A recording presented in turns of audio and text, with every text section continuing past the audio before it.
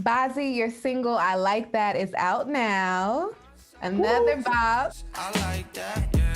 I like that, yeah. I like that. Angel running fingers through my hair. I like that, yeah. I like that, yeah. I like that. Way we touching got you singing, yeah. So tell us about the inspiration behind the song. How did you come up with it? Yeah, I mean, recently I've just been trying to have more fun making the music, less complication and, questioning stuff and just getting back to the roots of why I started making music in the first place. And, I like that was a testimony to that. And I wanted to make something that had a different rhythm and that moved differently from my other stuff and to challenge myself to make something new and fresh and exciting for everyone coming back into this new world.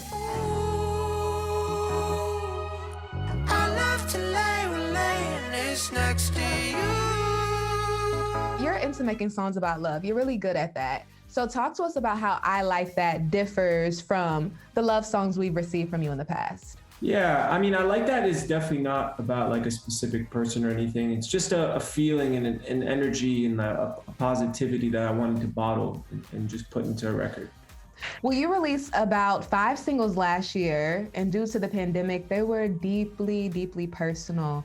Are those going to be potentially on the new album coming up? I think maybe 1 or 2 of them I'll put on the project, but I think those were standalone records, as not as much a part of like a bigger cohesive thing that I'm working on separately now.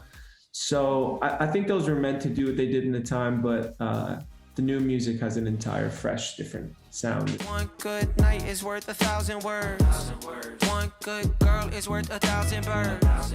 Let's travel the world and make 1,000 firsts. So how will you describe this new Bazzi? You talk about it in a sense like before the pandemic there was an era, now post-pandemic there's an era. What is this new sound we're getting? Definitely. I mean, it's just closer to my true, authentic voice, It's not as influenced by what other people are making now and what music sounds like now. It's really me kind of getting to be isolated in that time and find the exact type of music I want to make. So it's innovative, it's fresh, it's different. The tempos are different, the drums are different, the rhythms are different. You released a song called I Don't Think I'm Okay during the pandemic. Talked about losing motivation, lack of self-esteem. Ooh, I don't think I'm okay.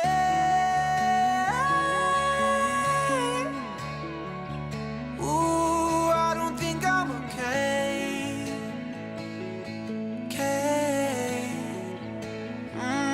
It feels so good to say. How was it for you just to be that authentic? I mean, you are an authentic artist, but just to get that off of your chest, how was that for you? Yeah, I mean, being an artist, it offers, it's the best job because it offers an outlet to free the stuff that sits on your soul and on your spirit.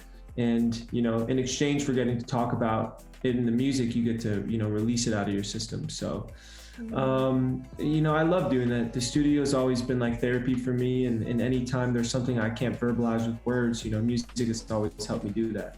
Yeah. I Don't Think I'm Okay was really important. Yeah, and you opened up on Twitter about what a lot of people honestly struggled with during the pandemic, which is going to, habits, alcohol, drugs, to release the stress. How are you doing today? Do you feel like you're in a better mind space considering where we are in the world? Yeah, I'm in a better place. But I think pain is something that we learn to deal with and to go through our entire lives. And I don't think it's anything you could ever, fully say you're over. But I'm finding better outlets of ways to release some of my stuff I have going on, and learning healthier habits to take care of myself and to put myself in a better position to feel okay. Are you one of those artists? Sometimes you feel like artists give you great music or are able to write great music when they're going through pain. Do you associate yourself with that type of artist? Or can you make music when you're happy and feeling good?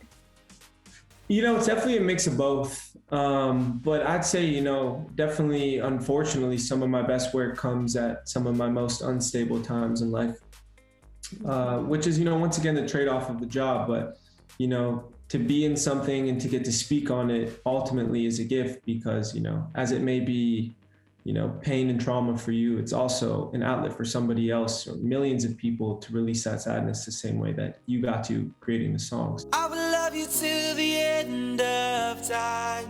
I would wait 1,000,000 years. Well, you initially rose to fame through Vine and Musical.ly.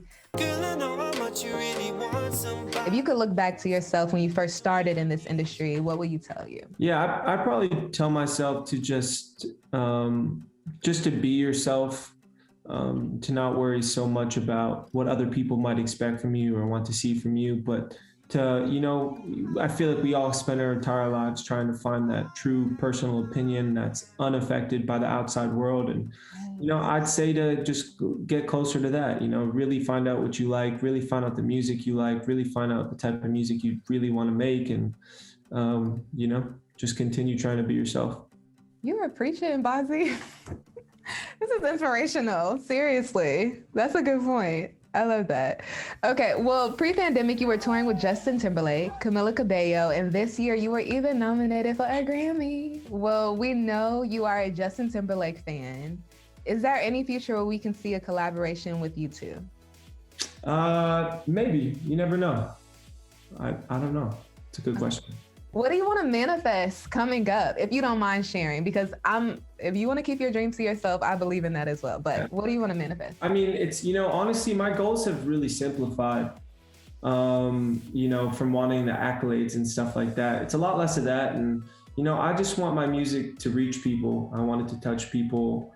And I want to kind of let all the opportunity unfold in the present rather than, you know, trying to think so far about how things can happen and the way things can go down. You know, my goal now is to try and be as present as possible and to allow the good things to happen the way that they should and naturally, and, you know, not trying to force anything, and yeah, just put it back on the art and less about, you know, the appreciation for the art.